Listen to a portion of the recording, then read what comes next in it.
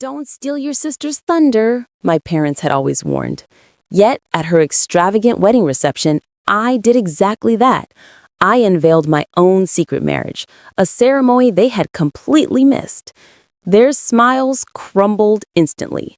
My name is Ava Sterling, and this is a story of how I finally got back at the people who had spent years making me feel inferior. Growing up as the younger daughter in the Sterling family meant living perpetually in the shadow of my older sister, Chloe. She was 4 years older, naturally stunning, effortlessly popular, and in the eyes of my parents, Martha and Robert Sterling, absolutely flawless. I was the awkward one with the frizzy hair, braces that seemed to last forever, and a preference for classic literature over late-night parties. My parents never tried to hide their favoritism. Chloe received a brand new Lexus for her 16th birthday. I received a long lecture about responsibility when I asked for driving lessons. She got a full scholarship to her dream university, NYU. I worked 2 jobs to pay for community college at City College of San Francisco, CCSF. When Chloe announced her engagement to her college sweetheart, Trent, my parents immediately offered to cover every single wedding expense. When I brought up dating someone seriously, my mother would respond with passive-aggressive remarks about how I needed to focus on self-improvement first. After 26 years of being treated as the less important daughter, I finally reached my breaking point. I had met Daniel Hayes, a pediatric nurse at the Children's Hospital downtown in Miami. He was kind, witty, and saw something in me my family clearly never did. We fell in love quickly and deeply. After 19 months of dating, Daniel proposed during a quiet weekend retreat to the Smoky Mountains. It wasn't spectacular or something made for Instagram. It was just the 2 of us, a breathtaking sunset, and the most emotional proposal I could have imagined. When I called my parents with the news, their reaction was, to put it mildly, lackluster. "Oh, honey, that's nice," my mother said, her voice clearly distracted. "Are you sure you're ready for marriage, though? You're still figuring out your career and, well, you know how these things can be." My father's response was even worse. "Maybe you should wait until Chloe's wedding is over. We don't want to steal her thunder, do we?" Steal her thunder. Chloe's wedding was still 7 months away. But this was typical of my parents. Everything revolved around Chloe and her picture-perfect existence. The months leading up to Chloe's wedding were a nightmare. Every family gathering turned into a Chloe appreciation session. My mother would spend hours showing me Pinterest boards of Chloe's wedding plans, gushing about the St. Regis venue, the couture dress, the custom florals, and everything else. Meanwhile, if I tried to bring up my own engagement, the conversation either quickly pivoted back to Chloe or simply died out. The final straw came at Chloe's bridal shower, which my mother insisted I help prepare for, despite giving me no real say in any decisions. I was relegated to menial tasks like addressing invitations and picking up event decorations, while my mother and Chloe made all the crucial decisions together. During the shower, my Aunt Vivian inquired when Daniel and I planned to marry. "Oh, Ava's not ready for marriage yet," my mother cut in before I could answer. "She's still finding herself. Chloe has always been so much more mature about these things." Chloe just smiled and said nothing, which somehow made it worse than if she had been cruel. That night, I went home to Daniel and cried for 3 hours. He held me as I vented about how my family treated me, making me feel invisible and unimportant. Then, Daniel suggested something that would change everything. "What if we just did it?" he asked gently. "What if we got married without telling them?" I assumed he was joking, but the more we talked about it, the more appealing the idea became. Why should we wait for my family's approval or permission? Why should our happiness be put on hold for Chloe's perfect timeline? Over the next few weeks, we arranged our surprise wedding. We settled on a small ceremony at the Brooklyn Botanic Garden with only Daniel's parents, his sister, my best friend from college, Julia, and her husband, Martin, as witnesses. Daniel's family was overjoyed and immediately welcomed me as their own. The contrast between their warmth and my family's coolness was stark. We hired Amelia Novak, a local photographer who specializes in intimate ceremonies. The florist, an elderly woman named Ingrid, who owned a tiny shop in Greenwich Village, made the most gorgeous bouquet of white daisies and eucalyptus. My dress came from a store specializing in simple, elegant gowns. It wasn't expensive or elaborate, but when I wore it, I felt like the most beautiful woman in the world. The ceremony was held on a lovely Saturday morning, July 15th, exactly 2 months before Chloe's wedding. Daniel's father, a retired minister, officiated. There wasn't a dry eye in the tiny gathering as Daniel and I exchanged the vows we'd written together. His commitment was to love me exactly as I am, without ever trying to change me into someone else's idea of perfection. Mine promised to build a life together founded on mutual respect and genuine partnership, rather than competition or comparison. Following the ceremony, we had a short luncheon at Daniel's favorite restaurant, a family-owned Italian place that had been around for 3 generations. The owner, Enzo, had known Daniel since he was a kid and insisted on preparing a special meal for us. We laughed, shared stories, and celebrated with people who genuinely cared about our joy. Our honeymoon was a week-long road trip to the national parks in Utah and Colorado. No luxury resorts or exotic destinations, just the 2 of us exploring beautiful landscapes and enjoying our new marriage. It was perfect in every way that mattered. When we returned, we decided to keep the marriage a secret until after Chloe's wedding. We didn't want to cause trouble or give my parents a reason to blame us for ruining Chloe's special day. We moved in together, telling my folks we were simply taking the next step in our relationship. My parents barely noticed the milestone. Chloe's wedding preparations accelerated as the date drew near.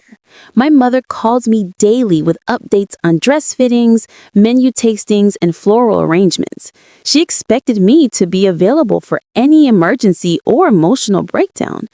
Despite their lack of interest in my own life, I played along, all the while wearing my wedding ring on a chain beneath my clothing. The week leading up to Chloe's wedding was intensely stressful.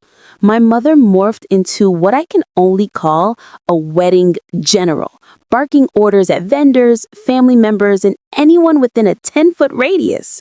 She called me at 7 a.m. 3 days before the wedding, practically hyperventilating because the florist had delivered the wrong shade of dusty rose flowers.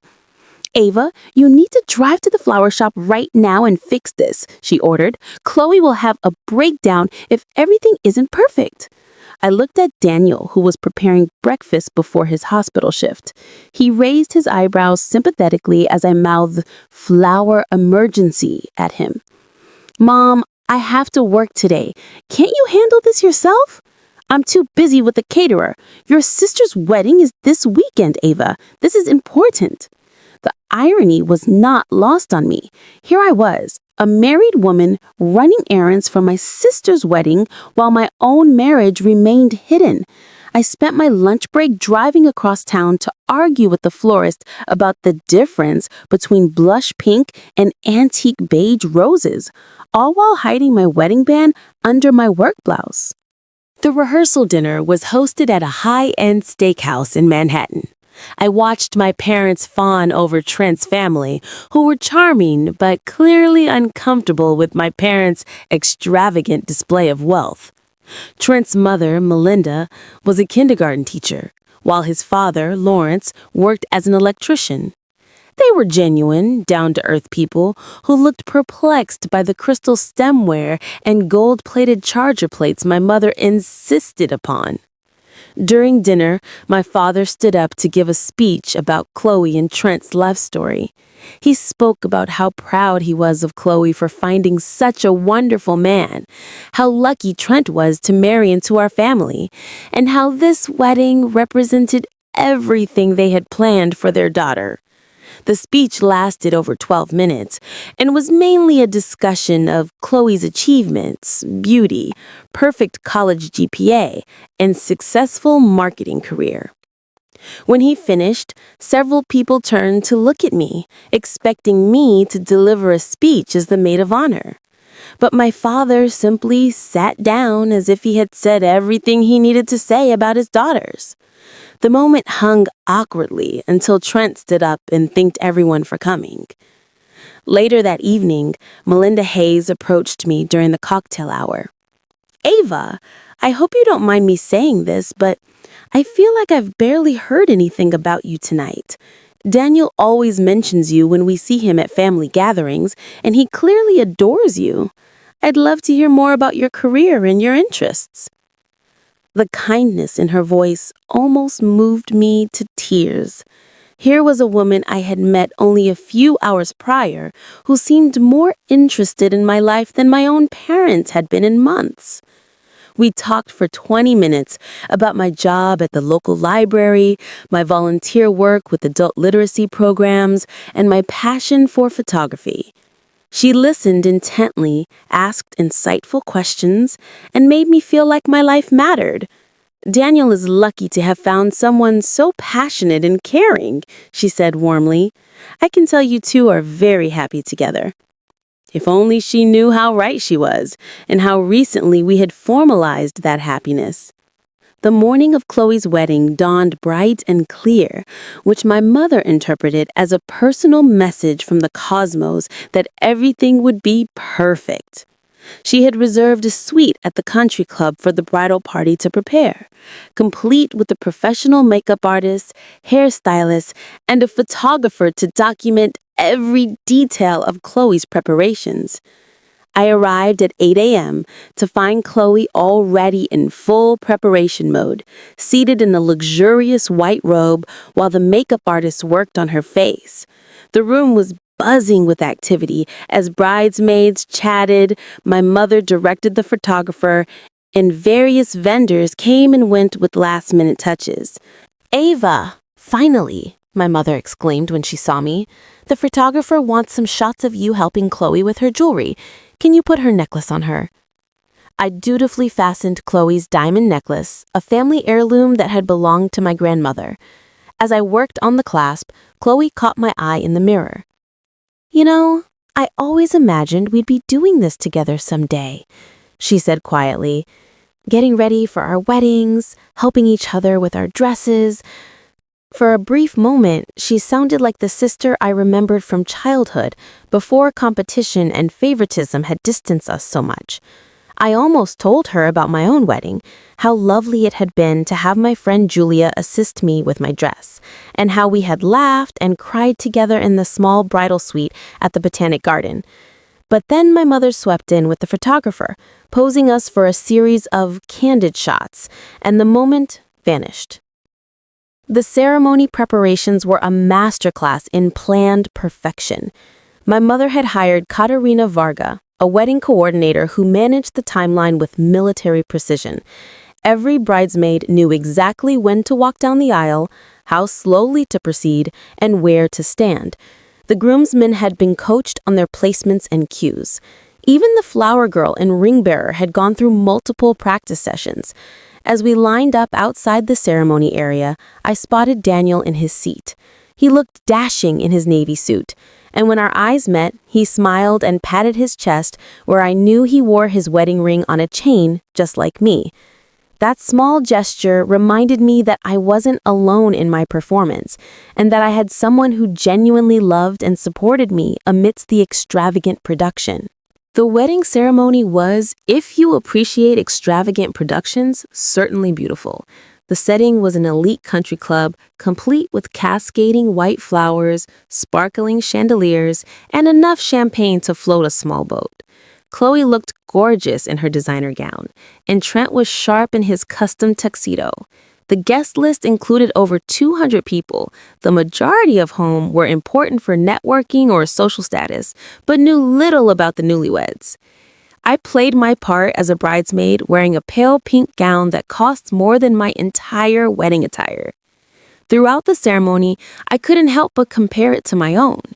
Chloe's was complex and stunning, but mine was saturated with love and genuine emotion. I knew exactly which one I preferred. The processional alone lasted about 15 minutes, with each bridesmaid strolling down the petal-strewn aisle at the pace of a funeral march. The officiant, a family friend who had known Chloe since childhood, delivered a lengthy sermon on marriage that felt more like a performance for the audience than a spiritual exchange between two people in love. During the vows, Chloe and Trent recited lines they'd written with the assistance of a professional wedding speechwriter. They were polished and romantic, with references to fate and fairy tales. As I stood behind Chloe, clutching her bouquet, I couldn't help but recall my own vows to Daniel, fumbling over words as I tried to articulate emotions too big for language. Tears streamed down my cheeks as I swore to love him no matter what life brought us. The reception that followed was even more lavish than the wedding. The country club's ballroom had been transformed into what my mother described as a romantic garden paradise, complete with hundreds of roses, fairy lights, and enough candles to light up a small city. Each table was set with gold-rimmed china, crystal glasses, and centerpieces that probably cost more than the average person's monthly rent. I sat at the head table with Chloe's college roommate, Camille, and our cousin Isabel, who spent the entire cocktail hour discussing their respective relationship dramas. Camille was in the middle of a messy divorce from her 3-year husband, and Isabel was dating a chef whom her parents disapproved of because he wasn't a lawyer or doctor. "At least you don't have to worry about any of that yet," Isabel told me during the salad course. "You're smart to take your time and really figure out what you want before settling down." I nearly choked on my wine. If only she knew I'd already decided what I wanted and married him 2 months ago in a ceremony that felt more genuine than this entire charade. The dinner service lasted more than 2 hours, with multiple courses and wine pairings that the sommelier explained in great detail. My parents had spared no expense, hiring a 5-star catering company specializing in premium dining experiences. The food was undeniably delicious, but it reminded me of the simple Italian lunch Daniel and I had after our ceremony, when Enzo served us his grandmother's recipe for ossobuco and refused to let us pay because love should be celebrated with the best food and the biggest hearts. Throughout the dinner, several family members and guests came up to offer toasts. Chloe's college friends shared funny stories about her dating life before Trent. Trent's best man described their bond from childhood. My Uncle Arthur shared embarrassing anecdotes about Chloe as a kid, which made everyone chuckle. Even Trent's shy younger brother delivered a sweet speech about gaining a sister. When it was time for the traditional maid of honor speech, I stood up, holding my champagne glass and feeling the weight of my hidden wedding ring against my chest. I had spent days writing and revising this speech, trying to find words that were honest without being harsh, loving without being fake. "Chloe has always been the kind of person who knows what she wants and goes after it," I said, my voice stronger than I felt. "She's never been afraid to dream big or to work hard to make those dreams come true. Trent, you're getting someone who will challenge you to be your best self while loving you exactly as you are.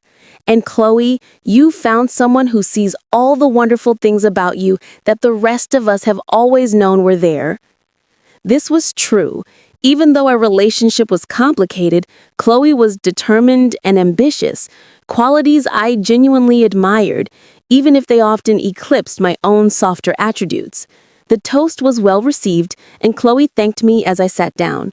The dancing began after dinner, with Chloe and Trent performing their first dance to "At Last" by Etta James. They danced flawlessly, having spent months practicing their routine. My parents watched from their table, tears in their eyes, and I could practically see my mother arranging the picture album page for this moment. As the evening wore on, I found myself viewing the entire event with the detached perspective of an anthropologist studying wedding rituals. The cake-cutting ceremony, where Chloe and Trent fed each other tiny bites as the photographer captured every angle. The bouquet and garter toss rituals, which seemed designed for spectacle rather than romantic significance. the endless photo sessions with various combinations of family and friends. What struck me most was how staged everything felt. Don't get me wrong, Chloe and Trent were clearly in love and happy, but the wedding itself seemed more about putting on a show for the guests than about celebrating their commitment to each other. Every moment was scripted, and every detail was meticulously planned to maximize visual impact. I thought of my own wedding day. Daniel and I had spent the morning strolling through the botanic garden before our ceremony, quietly discussing our hopes for our marriage. We wrote our vows independently and surprised each other with heartfelt remarks. Daniel's 9-year-old nephew served as our ring bearer and whispered loudly about how beautiful my dress was throughout the ceremony. Our photographer, Amelia, captured stunning moments that were unstaged and authentic. Daniel wiping tears from my eyes during our vows, my laughing as his father fumbled over the ceremony wording, the spontaneous group hug that happened after we were declared husband and wife. These weren't moments intended for social media or family photo albums. They were genuine emotions shared by people who cared about one another. Around 10 p.m., the party was in full swing. The band my parents had hired played a mix of old love songs and contemporary hits that kept the dance floor packed. Chloe had changed from her ceremony gown into a shorter, more comfortable reception dress, making it easier to dance. She looked radiant and joyful as she spun around the dance floor with Trent, then my father, and finally with various family members and friends. I did a few obligatory dances with relatives and family friends, chatting about my job and my relationship with Daniel. Everyone seemed to expect we'd be engaged soon, and I smiled non-committally, my wedding ring pressing against my chest like a secret about to burst open. Daniel and I managed to steal a couple of dances together, including a slow song where he murmured in my ear, "How are you holding up, Mrs. Hayes?" Hearing him call me by my married name in the middle of my sister's wedding celebration was strange and wonderful. "Just a few more hours," I whispered back. "Then we can go home and I can wear my ring where it belongs." The hardest part of the evening was watching my parents. They were in their elements, clearly reveling in their role as proud hosts. My mother had changed into 3 different outfits throughout the day, each one more ornate than the last. My father, loosened up after a few glasses of champagne, was telling anyone who would listen how proud he was of Chloe and how lucky Trent was to join their family. In a quiet moment, I overheard my mother talking to her sister, Aunt Vivian, about Chloe's future plans. "They're thinking about starting a family in a year or 2, she continued, her voice filled with excitement. "Can you imagine how beautiful their children will be? And Trent has such good family genes. Smart, successful, handsome." I wondered if my mother would ever talk about my future children with the same enthusiasm, or if they would always play second fiddle to Chloe's children in her adoration. The thought made my chest tighten with a familiar mix of sadness and resentment. As the evening progressed, I began to feel a peculiar sense of anticipation build within me. I knew that in a few hours, I would be able to share my own news with this room full of people who had largely dismissed me as Chloe's less fascinating younger sister. The thought was both terrifying and exhilarating. Around 11:30 p.m., Chloe announced that it was time for the bouquet toss. All the unmarried women were asked to gather on the dance floor, and I reluctantly joined them. I was dreading this moment because I knew my mother would make a comment about when it would be my turn to catch the bouquet and find my own happiness. The other single women in the group included Chloe's teenage cousins and some of her college friends who were still navigating the dating scene in their late 20s. They chattered excitedly about the tradition, with some joking about not wanting to be next and others clearly hoping to catch the flowers.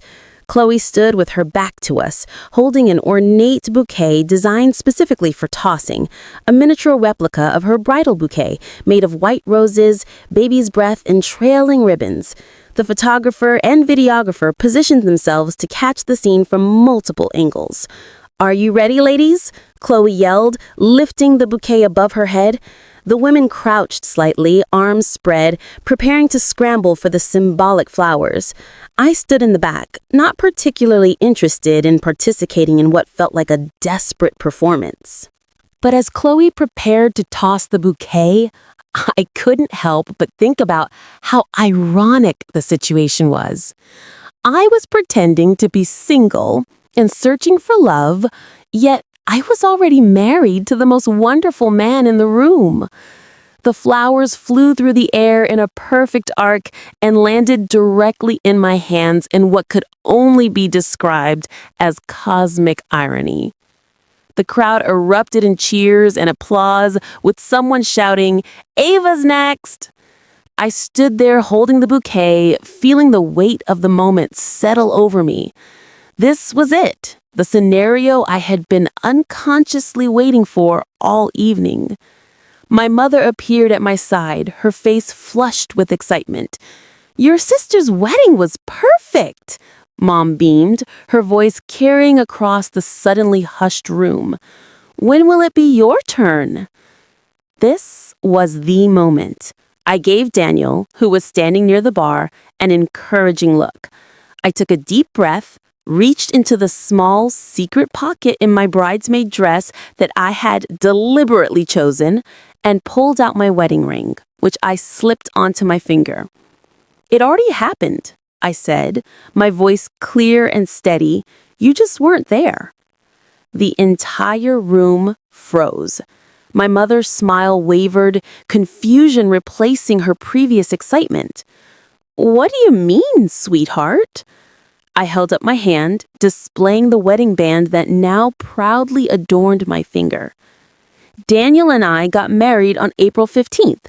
We had a beautiful ceremony at the Brooklyn Botanic Garden with people who actually care about us." The silence was deafening. Chloe's mouth dropped open, her empty hands still positioned where the bouquet had been. My father's face cycled through several shades before settling on an angry red. Other guests began murmuring amongst themselves, and phones appeared as people tried to process the sudden drama. "You're joking," my mother said, her voice barely above a whisper. "Not at all," I replied, surprising myself with my cool tone. "We have photos, a marriage certificate, everything. It was a lovely ceremony, small but meaningful, the kind of wedding two people have when they're focused on the marriage rather than the party." Chloe finally found her voice. "Why didn't you tell us? Why would you do this?" I turned to face my sister, who had unwittingly been the center of my family's universe for the last 28 years. "When exactly should I have told you? During one of your dress fittings that I wasn't invited to? At your bridal shower where Mom told everyone I wasn't ready for marriage? Or maybe during one of the dozens of family dinners where every conversation was about your perfect relationship and your perfect wedding plans?" My mother looked distraught. "Ava, we wanted to be there for you." "Did you, though?" I challenged, my voice growing stronger.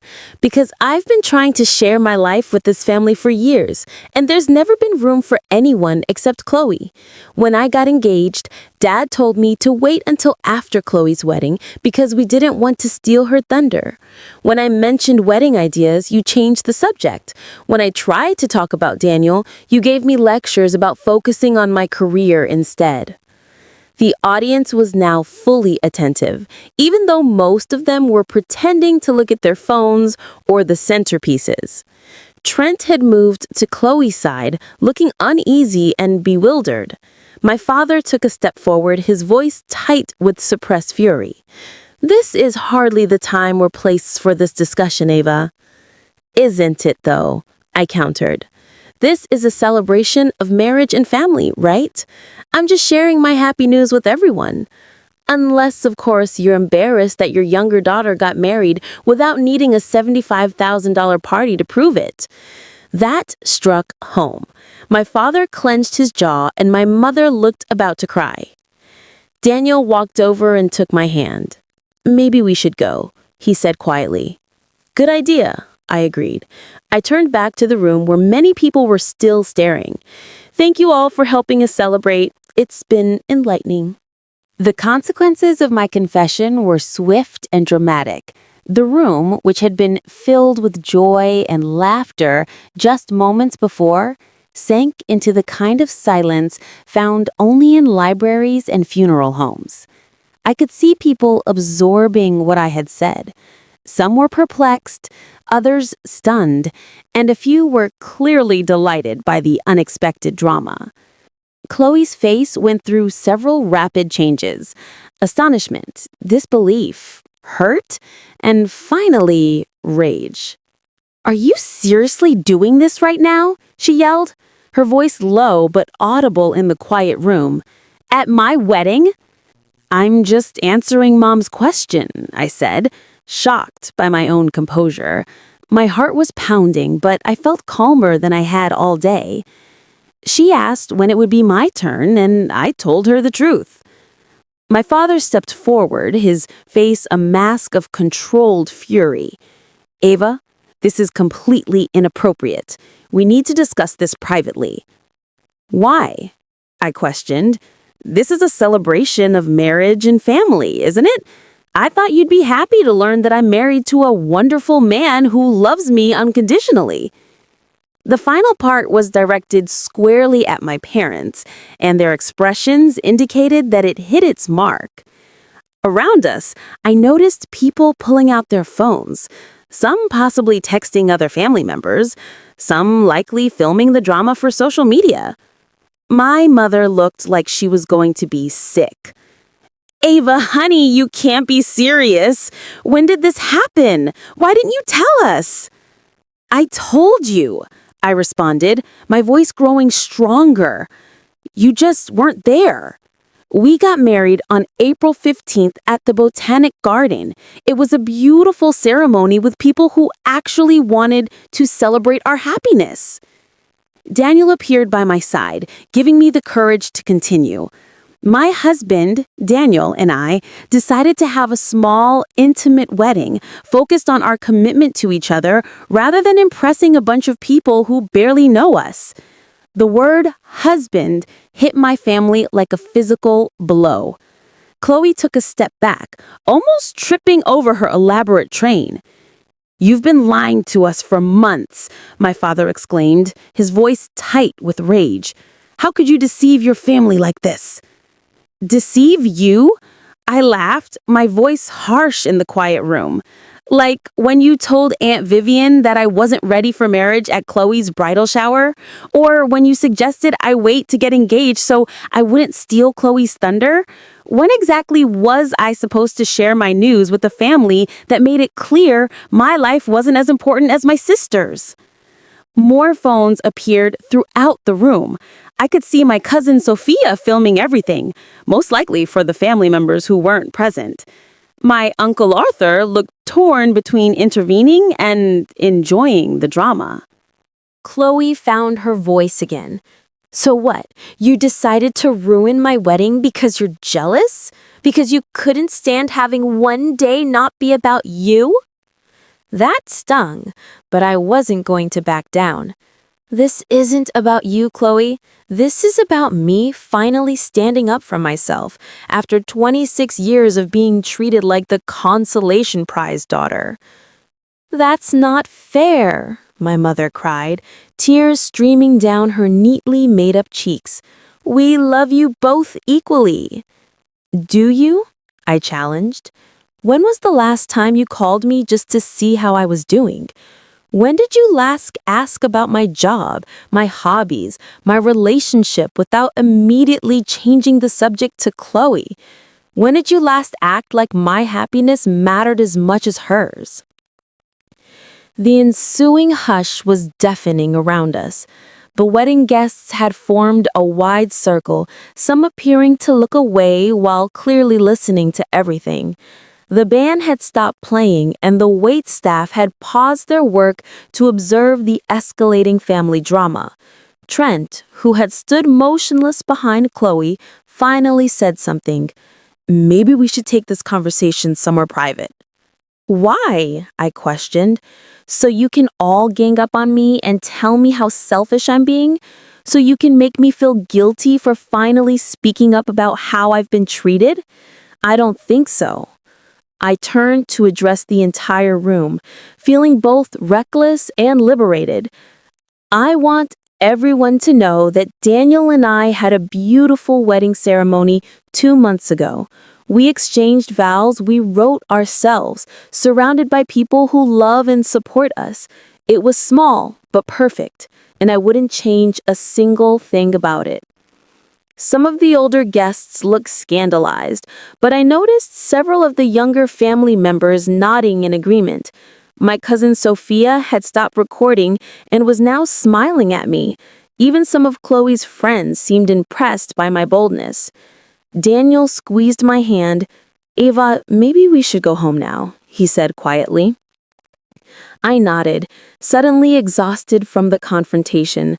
The adrenaline that had gotten me through my revelation was fading, and I realized I was trembling slightly. I turned to address my family. Congratulations on a beautiful wedding ceremony, Chloe. I hope you and Trent have a wonderful marriage. I really do. Chloe looked at me for a long time, her eyes filled with unshed tears. I can't believe you did this, she muttered. I can't believe it took me this long, I said. As Daniel and I walked toward the exit, I could hear murmuring starting behind us, voices rising as people tried to process what had happened. My phone was already buzzing with text messages and missed calls. How do you feel? Daniel asked as we approached his car. I considered it for a moment, taking long breaths of the cool evening air. Free, I finally replied. Scared, but free. The drive home was quiet as we both reflected on what had just occurred. I kept replaying the scene in my head, wondering if I could have handled it differently, if there had been a better way to make my point. But then I remembered my mother's expression when she asked about my turn, implying that I was still waiting for my life to begin while Chloe lived her perfect fairy tale. I recalled all the years of feeling invisible, all the times my accomplishments had been dismissed or minimized. Perhaps my approach wasn't perfect, but it was honest. When we arrived home, I finally took the ring off the chain where I had hidden it and secured it back on my finger. Daniel did the same, and we finally looked like a married couple after 2 months. No more hiding, I remarked, admiring how the ring caught the light. No more hiding, Daniel agreed, pulling me into his arms. Though I have a feeling tomorrow is going to be interesting. He was right. My phone rang non-stop for the next 3 days with calls from family members, friends, and even people I hadn't spoken to in years who had heard about the drama through the extended family network. Some were supportive, others critical, and a few were just looking for gossip. The most distressing calls came from my own family. My mother left 21 voicemails, her tone ranging from tearful apologies to angry accusations. Chloe sent a series of text messages that grew increasingly hostile as I didn't respond immediately. My father, as usual, did not contact me directly, instead relaying his displeasure about my attention-seeking behavior to my mother. However, there were some positive responses. My Aunt Vivian called to congratulate me and say how proud she was of me for standing up for myself. Several cousins reached out to say they had always noticed a difference in how my parents treated Chloe and me. Even some of Chloe's friends messaged me to say they thought what I did was brave. The most unexpected support came from Daniel's family.